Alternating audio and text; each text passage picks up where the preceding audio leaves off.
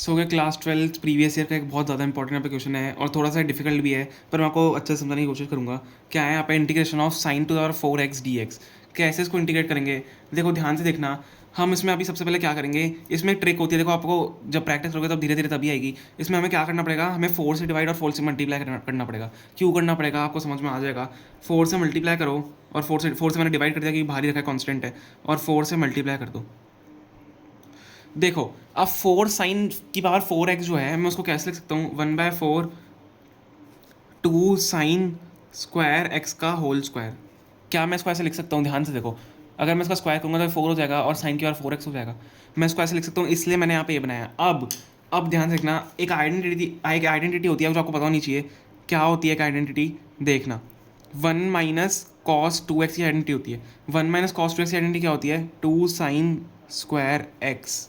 तो आप यहाँ पे क्लियरली देख सकते हो 2 साइन स्क्वायर एक्स यहाँ पे हमने जो बनाया है, 2 साइन स्क्वायर एक्स बनाया जो हमने बनाया है उसको 1 - cos 2x। देखो इंटीग्रेशन के क्वेश्चन में क्या होता है, हमें सिंप्लीफाई करना होता है। सिंप्लीफाई करके जब अगर इंटीग्रेशन के बराबर वो हो गया है, इंटीग्रेशन करने लायक हो गया है, तब उसको हम इंटीग्रेट करते हैं। यहाँ पे हम साइन स्क्वायर एक्स का डायरेक्टली इंटीग्रेशन नहीं कर सकते हैं, साइन स्क्वायर एक्स का नहीं कर सकते हैं, इसलिए हमने इसको इस फॉर्म में बनाया।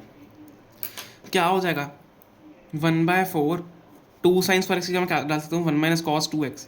ठीक है, 1 - cos 2x मैं डाल सकता हूँ, तो 1 - cos 2x का होल स्क्वायर हो रहा है। देखो अब हमें यहाँ पे स्क्वायर भी खोलना पड़ेगा, तो मतलब 1 - cos 2x का हमें स्क्वायर करना पड़ेगा। तो a - b का होल स्क्वायर क्या होता है, 1/4 बाहर ही रखो। ठीक है, 1/4 बाहर रखो, उसका स्क्वायर करो, a² प्लस ब्रैकेट में रखते हैं b², तो cos 2x का होल स्क्वायर, तो cos²2x, a² + b² -2ab -2ab cos 2x हो जाएगा। ठीक है, 1 × cos 2x ये हमने यहाँ पे इसको आइडेंटिटी खोल ली है। अब देखो यहाँ पे क्या होगा, अब यहाँ पे भी ध्यान से देखना, हम क्या करेंगे, वापस से इसको 2 से मल्टीप्लाई, अब इसको 2 से मल्टीप्लाई और 2 से डिवाइड करेंगे। ठीक है, 2 से मल्टीप्लाई और 2 से डिवाइड करेंगे। क्यों करेंगे, देखना सिंप्लीफाई करने के लिए। क्यों, देखो मैं यहाँ पे बता रहा हूँ, पहले बता रहा हूँ। इसको हमें बनाना है 2 cos²2x। अब वो आइडेंटिटी होती है 2 cos²2x 1 + cos 2x की। ठीक है, कैसे होती है आपको समझ में आएगा। इसको 2 से मल्टीप्लाई और 2 से डिवाइड करो वापस से। ठीक है, तो 1/8 हो जाएगा यहाँ पे 2 से डिवाइड करने पे, 1/8 इंटीग्रेशन ऑफ 2 पूरे से मल्टीप्लाई करो, 2 + 2 cos²2x -4 cos 2x। ठीक है, ये हमारा यहाँ पे मैंने 2 से डिवाइड कर दिया, मल्टीप्लाई कर दिया और डिवाइड भी कर दिया। देखो अब यहाँ से, अब इसको क्या करो, 1/2 1/8 बचेगा, सॉरी 2 अंदर ही हमारा, प्लस अब जो 2 cos²x होता है, ध्यान से देखना, 2 cos²x है देखो, लेकिन 2 cos²2x है, तो हमारी एक आइडेंटिटी होती है 1 + cos 2x की। 1 + cos 2x की आइडेंटिटी होती है 2 cos²x। ठीक है, लेकिन यहाँ पे क्या है, हमारे पास 2 cos²2x है। यहाँ पे देखो 2 cos²2x है, तो 2 cos²2x को हम क्या लिख सकते हैं, अब 1 + cos 4x हो जाएगा। यहाँ पे समझ रहे हो, क्योंकि एंगल डबल हो गया है। देखो x यहाँ पे 2x है, अगर यहाँ पे 2x है तो यहाँ पे 4x हो जाएगा।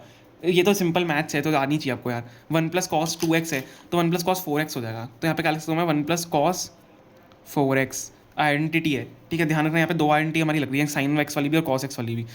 ठीक है, -4 cos 2x तो है ही। ये पूरे का हम इंटीग्रेशन करेंगे। अब यहाँ पे आप सिंपली देखो, इंटीग्रेशन पूरा हो सकता है 1/8। अब यहाँ पे क्या है, 2 है, 1/8 2, तो यहाँ पे क्या हो जाएगा, 1/8 है, 2 है हमारे यहाँ पे, 2 प्लस, देखो इसको थोड़ा सा और सिंप्लीफाई कर लेते हैं। क्या है अंदर, 2 + 1 है, इसको 3 कर लें। ठीक है, 2 + 1 3 + cos 4x -4 cos 2x। Simply आप यहाँ पे देख सकते हैं, यहाँ पे इसका इंटीग्रेशन क्लियरली हो सकता है। सबको अलग अलग कर दो, सबको अलग अलग इंटीग्रेट कर दो, तो 3/8 ये देखो बाहर हो जाएगा, 3/8 बाहर हो जाएगा, अंदर dx हमारा, ये 1 से मल्टीप्लाई हो रहा है तो 3 मैंने बाहर ले लिया, यहाँ पे dx का इंटीग्रेशन, प्लस 1/8 सबसे मल्टीप्लाई हो रहा है अंदर। ठीक है, ध्यान रखना, 1/8 सबसे मल्टीप्लाई हो रहा है, तो 1/8 integration of cos 4x -1/8 integration of 4 cos 2x।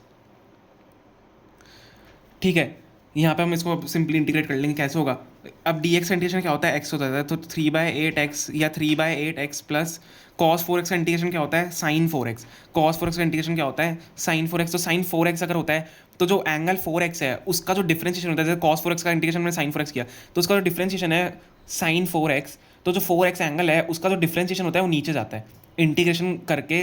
Angle का जो डिफरेंशिएट करोगे वो डिनोमिनेटर में चले जाता है इंटीग्रेशन में, ध्यान रखना। तो मैं आपको करके बता रहा हूँ 1/8 साइन 4x। अब 4x का डिफरेंशिएशन क्या होता है 4, तो 4 डिनोमिनेटर में चले जाएगा, माइनस 1/8 सिंपली यहाँ पे भी करेंगे 1/8, यहाँ पे देखो 4 मल्टीप्लिकेशन में 4 को बाहर भेज दो, ठीक है। cos 2x का इंटीग्रेशन क्या होगा साइन 2x, तो साइन 2x/2 हो जाएगा। ये हमने यहाँ पे कर लिया। अब देखो सिंपली इसको और सिंप्लीफाई करके लिख देते हैं 3/8x प्लस साइन 4x/8, 4 का कितना होता है 32, माइनस 4/8 तो ये 2 हो जाएगा नीचे, 2 का 4 हो जाएगा नीचे, ठीक है। तो साइन 2x/2 हो जाएगा, 4 से 2 8 का तो 2 का 4 होगा, सॉरी, ठीक है, प्लस सी।